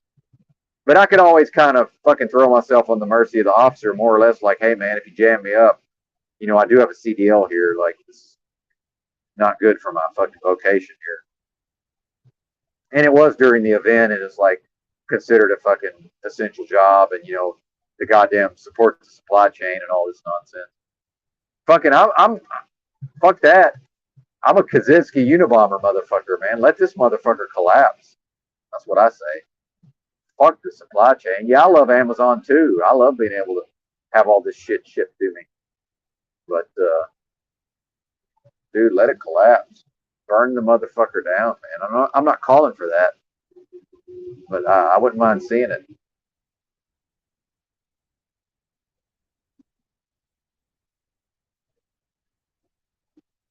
But yeah, I do want to transition out of the slavery at some point. Absolutely. Me personally, I don't see that I need to go join fallen slaves, fucking panels in order. Nothing. Dude, I love his show, man. I love it. It's great, fantastic. I've been very much enjoying it. But, I don't really feel like I need to go over there and get a lesson in not being a slave, dude. I am a fucking slave, but I believe that I will as I educate, because I'm the type, I need to be an expert in all this, because I see too many of these bozos that learn just enough information where they think they can go out here and fucking settle the jackbooted oppressor's hash. Which really, what I would say is, the place to argue would be in court, if at all, and that's even if one is willing to even subject themselves to court. And as much as I really don't like Wizard, just on a personal level, dude knows his shit, man, and he makes some really good points. And even the Zetetic Warrior started to grow on me. I took an immediate dislike to that bozo, but he's been making some good points. So, I do believe over time I will work more towards that. But I'm more like leaning into it than anything else. I'm leaning into the slavery. But then again, I don't file an income tax return either. But like that's mainly just because they started confiscating my refunds because I owed student loans. Well, they eventually took the student loans out of my fucking. They started taking that out of my check, so that's all paid off. Not that I had much. It's only like $5,000, I think, from the '90s. But they'll get their money eventually. But dude, as far as I can tell, as long as I don't own anything, and as long as I don't actually owe income tax, they really don't give a flying fuck whether I file or not. Oh, and like these stimulus payments, guess who got zero stimulus dollars? Because if you don't file if you don't file a fucking tax return, they're not giving you the fucking, you're not getting the relief, man. So I got $0. And then, by the way, you got these MAGA bozos want to complain about welfare queens. Well, the whole fucking country went on welfare. How many of these? And Crow 777 claims that he literally refused to accept the stimulus funds. He said he returned that shit to the government. How many of these MAGA bozos turned down the free government money?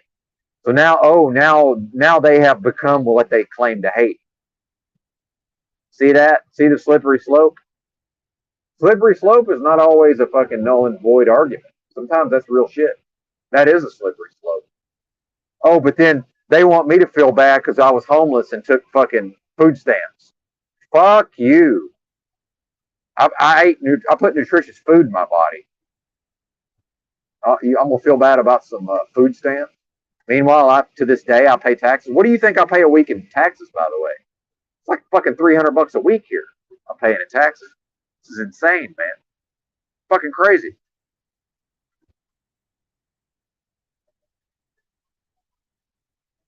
What's up, Dark Glasses Woody? Good to see you, brother. Um, no, not quite a full moon. We got I don't know if it's waxing or waning, but oh yeah, it is a full moon. Yeah, how about that? Awesome. I've been ranting and I love the moon. I've been ranting and raving and hadn't even noticed the moon. How about you? Thank you, sir, for pointing that out. Yeah, awesome.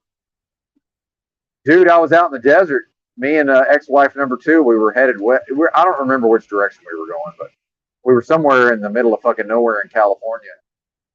And dude, that craziest, biggest fucking blood supermoon, man. That motherfucker started rising on the horizon. We didn't know what the fuck it was. It was so big. Finally, we're like, what the fuck is that? Finally, oh, the moon. It was just insane, man. That was probably the craziest shit I've ever seen, man. Nuts. Just completely fucking bonkers. Just driving right at it.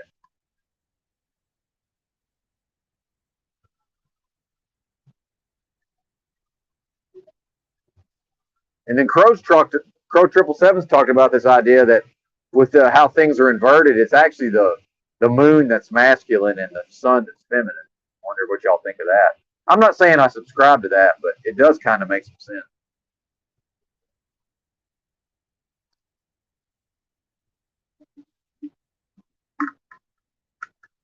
If you ask me.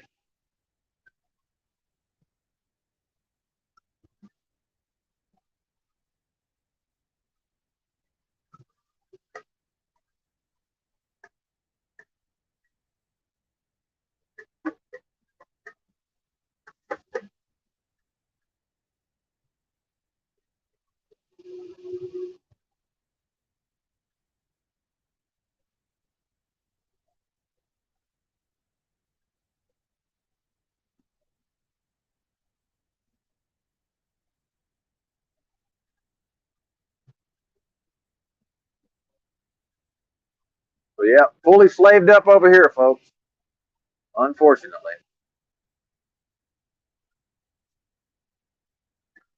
at least as far as how I'm choosing to interface with the beast system. And like I say, I'm a type I have to really educate myself. I really need to know my shit.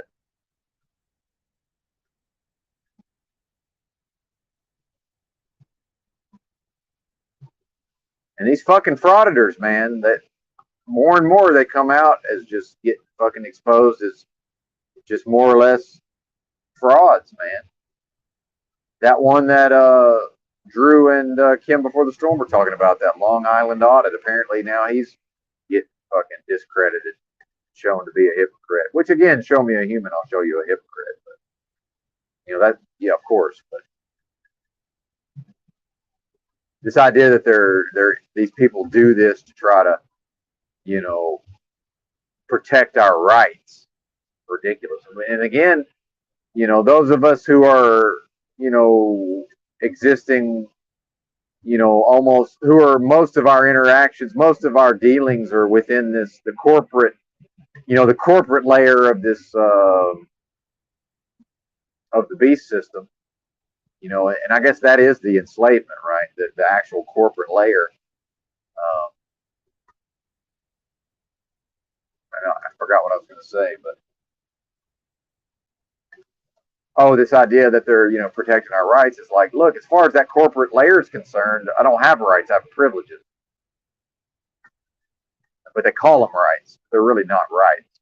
It's like, yeah, oh yeah, an actual fucking you know, spiritual being who's not a slave, and you know, all of it, the stuff that all the stuff Polly preaches. If somebody's actually living that way, then yeah, that shit really doesn't apply to them. The fact is, based on the way most of us are living, no, you can't film at the fucking courthouse because you're a fucking corporate slave. The corporation says you can't film here. See what I'm saying? Like frauditors are able to kind of bully and intimidate, and the people who work there don't really, you know, fully necessarily understand, you know, that what's going on. But then how much are these frauditors actually educating the people who work at the buildings? You know, how much better are these people at all these facilities going to get over time at actually understanding how to fucking get rid of these frauditors without being able to get sued or whatever? So it seems to me like, yeah, the way Paul enslaved living, he has God-given rights. I don't, because I've allowed my God-given rights to be subverted by you know, first unknowingly, but now I'm doing it with my own knowledge. That's even worse, right? Is it worse to do it because I was doing it? I didn't know I was doing it, and now it's like now I know I'm doing it, but I'm continuing to do it at least for the short term. That's probably worse, right? But you know, for me, I don't see any way out of it except the only way out is through. Like the only way that I'm going to be able to escape these mechanisms, which I do think I've escaped them in my psychology to a large extent. But the only way out is through. I got to move through all this shit. Like if you find yourself in hell, keep going. Like there's something to that, you know. But yeah, of course, if I'm actually contracting with the fucking corporate layer of the beast system, of course I'm not allowed to film at the fucking courthouse. You know, why would a corporate slave be allowed to go down to one of the corporate buildings and fucking just freely film things? And while talking about God-given rights, and I'm here to protect the rights. Like, no, you're not. That's not. Now maybe they believe that's their purpose, but that's not the function that's being served. That's not the function that's being served. And not look, man. If somebody wants to go out in public and give the cops a hard time, I'm all for it. You know, I don't have a problem with it. You know, the cop is accepting money to deal with the citizens. So as far as I'm concerned, they should get a fucking earful here and there. Why shouldn't they? You know, look at what I deal with sometimes as a truck driver. You know, I get fucked with and treated like a piece of garbage for no apparent reason much of the time. You know, why wouldn't a cop have to go through the same thing at various times? Like I don't really have a problem with the citizens, you know, going out and getting in the cops' face legally, legally and lawfully, of course, but that's what they want to do. But it's like we're going to go down to the fucking police station, or we're going to go down to the jail, we're going to go down to the prison and start asserting our rights to film. Well, who owns the fucking jail, man? The corporation. Who owns the corporation? Well, Satan, as far as I can tell. You know, these are you really want to go fuck with the administrators of the corporate layer of the beast system? That just doesn't seem like a good use of one's time to me. And what's really going to come out of that?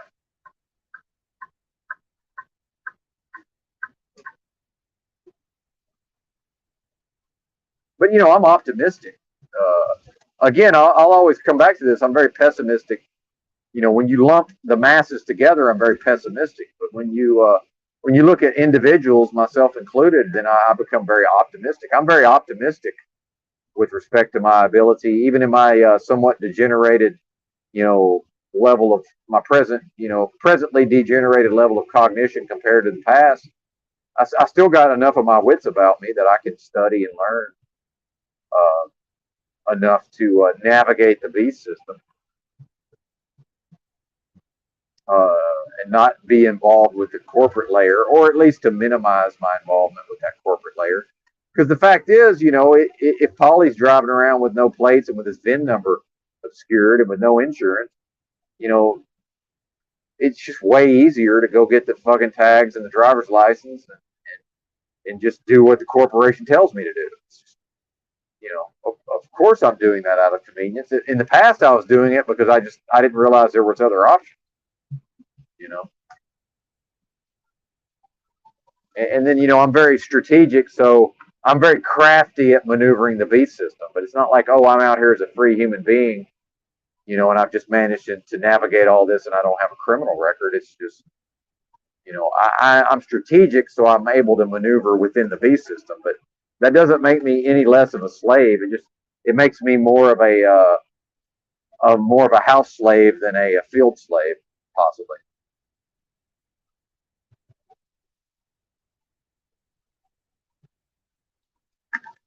But I know exactly what the fuck I'm serving. And when the border patrol says, "Are you a U.S. citizen?" and I say yes, I know exactly what that means. I mean, they might as well just say, "Are you a corporate slave?" Yes, I am, because I am. I don't view myself that way, and I should hesitate to even say that, because we do understand that there's a certain spirituality behind the phrase "I am." So, really, I probably should not say that in that way. But and probably I'll break myself. I won't do that in the future. But uh, there's something to all of this. This is not random. This is not arbitrary. This is not some sort of accident. This is part of this. This is definitely a large part of the spiritual war. One of the major battles of the spiritual war, I would say. Ongoing battle.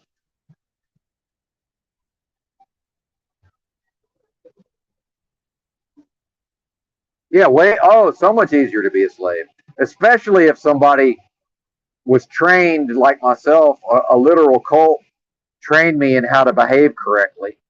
So I can, even when I was a crazy, even it wasn't crazy, but even when I was a outlandish street person, sleeping outside and giving, hooping and hollering on the street corner, giving speeches. Yes, they were intelligent, well thought out, coherent speeches, but it's how was I able to do all that and maintain my unblemished criminal record, right? I can still pass the background check. Well, I would say some of that comes back to my indoctrination through the Jehovah's Witness cult. Yes, it's way easier to be a slave. Absolutely. And shit. By the way, it's not. It's also not easy to be a slave. It's actually just less hard. I shouldn't even say it's easier. It's less. It's less arduous. It's not even. It's just the path of least resistance. Really, it's not even because that shit is also not easy. It's not even like that's the fucking. Now we're on easy street, kick back, relax. Reap the rewards.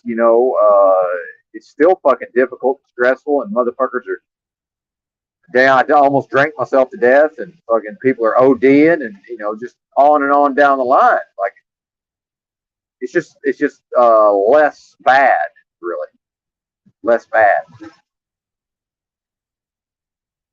But I'm seeing it. I see it. I've actually seen it for a while. I'm really seeing it much clearer now. So that has to be for a reason. And I like to say, wisdom is not attained; wisdom is bestowed. And I've had certain, I've been blessed to have certain wisdom bestowed upon me, and I'd like to think this is the latest version of that. Not that I'm giving anything unique, but just I don't know that I would have reached these conclusions on my own. That is more or less what I'm saying. It's not really my forte to go out here and figure this out for myself. I need a little bit of help now and then. I'm more adept at that more anthropological, sociological, psychological type of. Pretty good at figuring out those mechanisms, but I digress.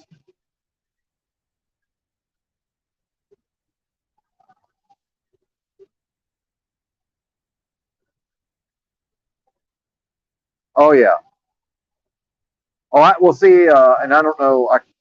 My bifocals are I just my vision has gotten so poor. I'm having trouble seeing the chat just now. But then it'll improve later on. It'll be better. It's weird. It's like it comes and goes. But yeah, I believe we're literate. This is literal hell. Like I actually believe that this is hell. So yeah, absolutely evil, 100%. Which, by the way, that ties into the Bible. But I'm not, dude. I'm not here to push the Bible. I don't care. I don't even believe a lot of the Bible personally, but there's a lot of good shit in the Bible, and that's part of it. Sure, the whole world lieth in wickedness, and the power of the wicked one, prince the power of the air, and all this stuff. Like there's something to that. But it would be true even if even if we didn't have the Bible to tell us so, still be true. It's not true because it's written in the Bible, I should say.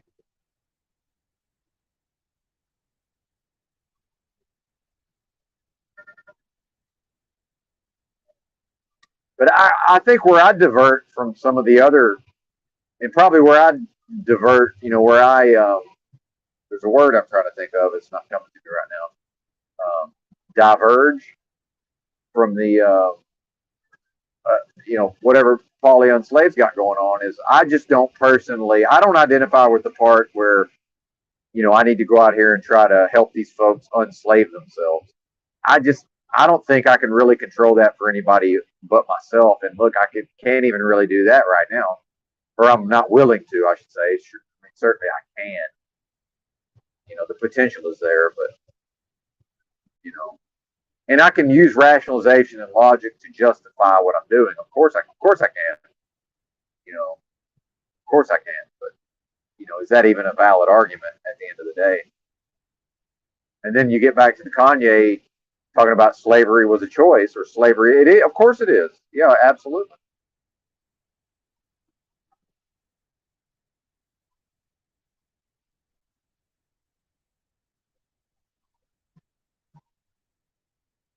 I just don't see it as now my self identity and my self image is going to get wrapped up in going out here and trying to change this fucking nightmare dystopian literal hell realm into something slightly less nightmarish. I just don't see it. But maybe I'm wrong, and I'm not even saying other people are wrong. I'm only really speaking for myself. And I, of course, always reserve the right to change my mind over time. Certainly, I've changed my mind about many things, especially in the course of this, whatever this event has been.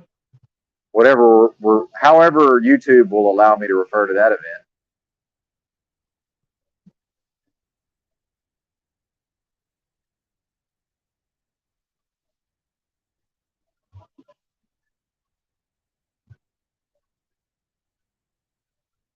And that's something I was talking about a week or two ago on these live streams. Was all of these movements, and then I made a comparison to being in the belly of the beast, and then joining the movement, and then going into the intestines and being shat out the rectum of the beast, and all this, and then just getting back in line to get devoured. And that's Patrice O'Neill came out up with that part of the analogy, the getting back in line to get devoured by the beast yet again.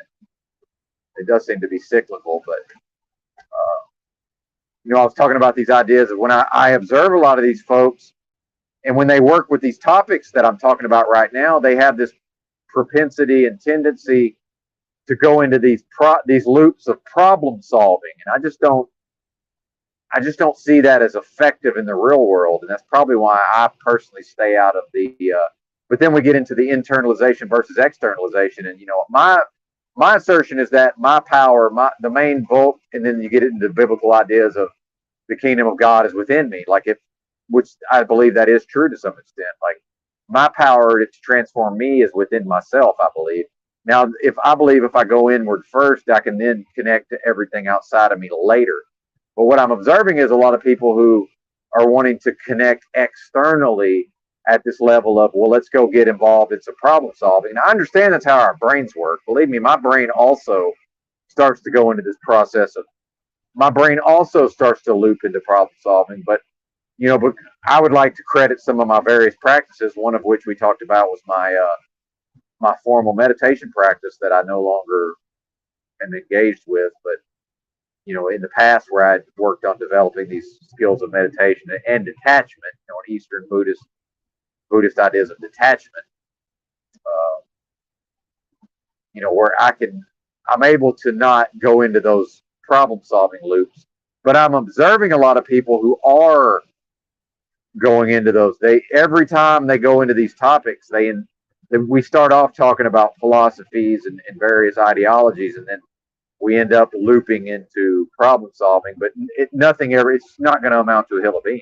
Like, and ultimately, I don't believe much of anything's going to come out of me talking about these philosophies, although, I do believe there is a potential benefit because, there could be some people who are like, fuck it, I'm actually going to go ahead and practice this meditation just to try to get a little bit more of an ability to work with my own bullshit, as painful and as arduous as that is.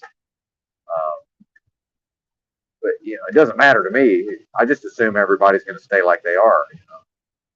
But that's not for me to determine. But I definitely have been observing a lot of this internalization. They're going external when they it would be more. I think it's more appropriate to go internal first, and then when we fully connect internally, I think then use that to connect externally. And I think then if you can get enough people, and a lot of people, if you can get an if, and this is a huge gigantic if, but then if there's enough people who have completed that process, then those people could potentially, I think, come together. And I'm not calling for this, by the way, and I won't be involved in it, but connect in the external realm, the physical realm, and then possibly move forward, towards some sort of, specific resolutions of specific issues.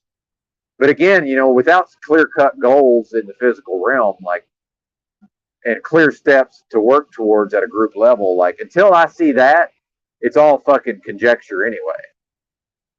I mean, seriously, it's until I see some sort of group of people of some level of spiritual attainment, in some sort of minimum level of alignment, mind, body, and spirit, and then who have reached some sort of consensus at a group level with a clear goal, clear objectives, and clearly outlined bullet points of how to get there. It's all fucking conjecture. It's all moot, and I'm just not interested in entertaining it. Me personally, I understand some people like to talk about it. I like to talk more about the ideologies and the philosophies, and some of the practices, but only really from my own experience.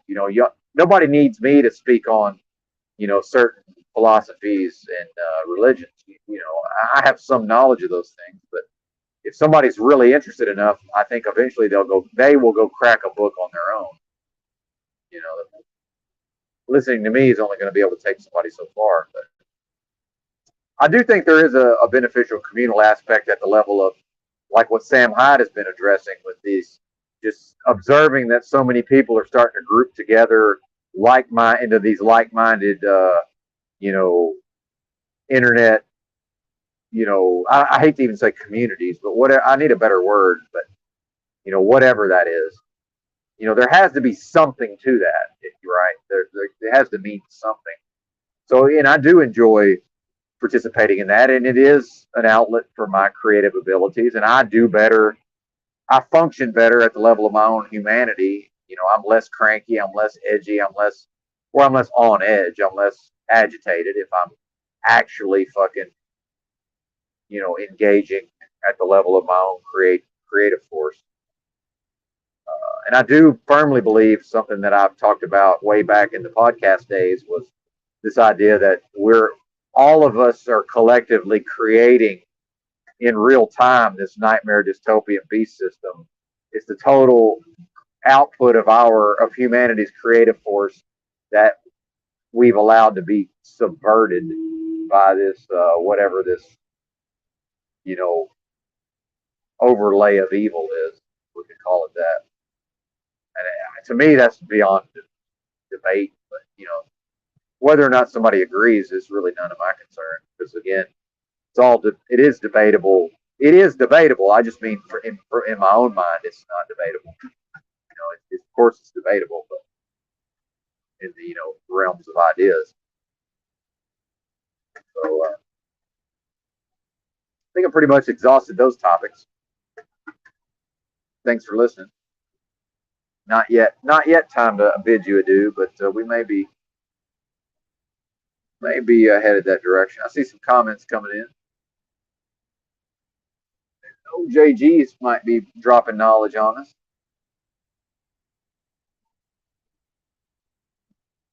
Yeah, I can't read all that, JG, but I'm pretty sure you're right on the money. I got a feeling. I got a feeling that you're right on the money.